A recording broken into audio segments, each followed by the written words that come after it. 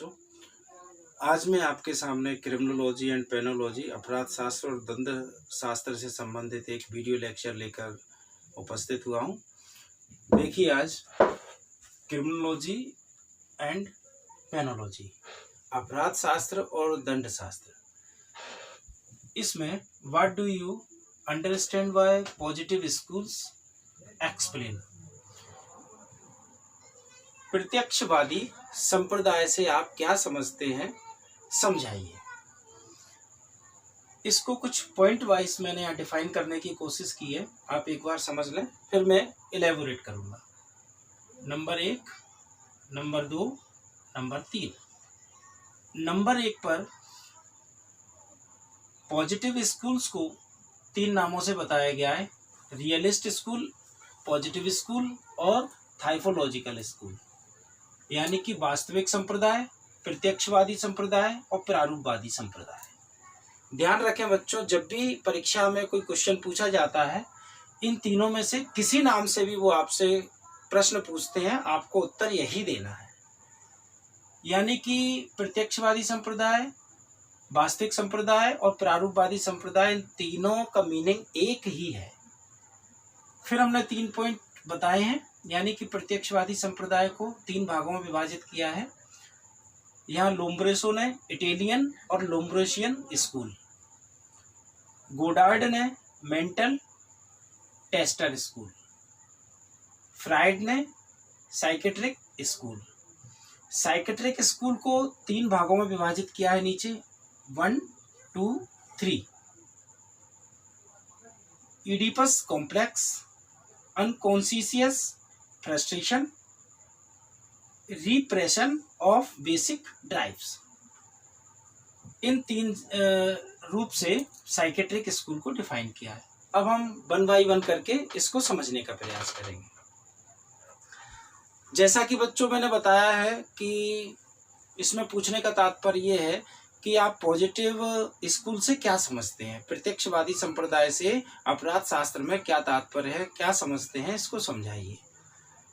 प्रत्यक्षवादी संप्रदाय यानी कि पॉजिटिव स्कूल्स 3 भागों में डिफाइन किया गया है। नंबर 1 यहाँ बताया है मैंने, वास्तविक संप्रदाय, प्रत्यक्ष संप्रदाय और प्रारूपवादी संप्रदाय। 3 नामों से इसको पुकारा जाता है, लेकिन इसका अर्थ एक ही है। इसमें यह बताया गया है, प्रत्यक्षवादी संप्रदाय से तात्पर्य एक सिद्धांत से है। वो सिद्धांत ये कहता है कि जो अपराधी प्रवृत्ति के व्यक्ति होते हैं वो सामान्य व्यक्तियों से भिन्न होते हैं। या तो वो शारीरिक विशेषताओं के आधार पर भिन्न होते हैं या मानसिक विशेषताओं के आधार पर भिन्न होते हैं। अर्थात शारीरिक या मानसिक रूप से सामान्य व्यक्ति और अपराधी व्यक्ति में भिन्नता होती है। उस भिन्नता को यहाँ प्रत्यक्षवादी संप्रदाय द्वारा समझाने का प्रयास अपराध शास्त्र में किया गया है। इसे 3 नामों से पुकारा जाता है: वास्तविक संप्रदाय, प्रत्यक्ष संप्रदाय और प्रारूपवादी संप्रदाय। तीनों का अर्थ एक ही होता है।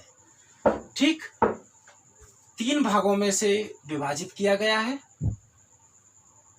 नंबर 1 इटालियन स्कूल और लोम्ब्रोसियन स्कूल, मेंटल टेस्टर स्कूल यानी कि मानसिक परीक्षण संप्रदाय, साइकेट्रिक स्कूल यानी मनोविश्लेषणात्मक संप्रदाय। ठीक, और इटालियन स्कूल और लोम्ब्रोसियन स्कूल को इसी नाम से पुकारा जाता है, इटालियन संप्रदाय और लोम्ब्रोसियन संप्रदाय। इन तीनों के सिद्धांत का प्रतिपादन जिन्होंने किया है, नंबर 1 का प्रतिपादन लोम्ब्रोसो ने किया है। नंबर 2 का प्रतिपादन यहाँ दे रहे हैं गोडार्ड या लोम्ब्रेसो, और 3rd का प्रतिपादन फ्राइड ने किया है। ध्यान रखिएगा, इनको 1 बाय 1 हम समझ लेते हैं। लोम्ब्रेसो ने अपने सिद्धांत में बताया, जैसा कि मेरे द्वारा एक लेक्चर इसके पहले भी बनाया गया है, वीडियो लेक्चर, जिसमें मैंने लोम्ब्रेसो सिद्धांत को पूरे तरीके से डिफाइन किया है। इसको आप समझ सकते हैं, लेकिन फिर भी कुछ वाक्यों में बता देता हूँ। लोम्ब्रेसो सिद्धांत में इटली के थल सेना में सेवा देने वाले एक डॉक्टर द्वारा अपने सिद्धांत का प्रतिपादन किया है, और जिसमें यह बताया है कि अपराध करने वाले व्यक्ति सामान्य व्यक्तियों से भिन्न होते हैं। उसमें कुछ शारीरिक विशेषताएं पाई जाती हैं। उन विशेषताओं में से 5 विशेषताएं अगर मिलती हैं तो वो पूर्ण रूप से अपराधी होंगे। 5 से कम और 3 से ज़्यादा होती हैं तो अपूर्ण रूप से अपराधी होंगे, 3 से कम विशेषताएं होंगी तो वो अपराधी नहीं होंगे। ये लोम्ब्रोसो के सिद्धांत में बताया है। अगर मेरा इससे पहले का वीडियो आप देखेंगे तो समझ जाएंगे। हम सेकंड पर बात करते हैं, जिसका प्रतिपादन गोडार्ड ने किया है, अर्थात मेंटल टेस्टर स्कूल, मानसिक परीक्षण का सिद्धांत। मानसिक परीक्षण के सिद्धांत में यह बताया गया है, ये मानसिक परीक्षण का सिद्धांत फ्रीवल ऑफ माइंडनेस, यानी कि मानसिक अवस्था के ऊपर निर्भर करता है कि आप मानसिक रूप से सोचने समझने की शक्ति रखते हैं या नहीं रखते हैं। इसमें यह बताया गया है कि वह व्यक्ति जो मानसिक रूप से स्वस्थ नहीं होता, साउंड माइंड नहीं होता, अस्वस्थ होता है, अनसाउंड माइंड होता है, वो इस प्रवृत्ति के नाते आपराधिक भावना से जुड़ जाता है। अर्थात ऐसे लोग जो किसी सही समय में सही बात सोचने समझने की शक्ति नहीं रखते हैं, वो आपराधिक भावनाओं से, आपराधिक क्रियाकलापों से जुड़ जाते हैं। अदरवाइज जो सही समय पर सही विचार के अनुसार खुद के द्वारा किए गए कार्यों के परिणामों को जानते हुए अपने आप को समतुल्य बनाते हुए बाहर ले लेते हैं, वो आपराधिक प्रवृत्तियों से नहीं जुड़ते हैं। गोडार्ड ने मेंटल टेस्टर स्कूल में यही बताया है। फ्रायड का प्रतिपादित किया हुआ सिद्धांत साइकेट्रिक स्कूल। फ्रायड ने मनोविश्लेषणात्मक सिद्धांत का या मनोविश्लेषणात्मक संप्रदाय का प्रतिपादन किया है। इसका प्रतिपादन इन्होंने 3 भागों में किया है। Number 1 Oedipus complex, number 2 unconscious frustration, number 3 repression of basic drives.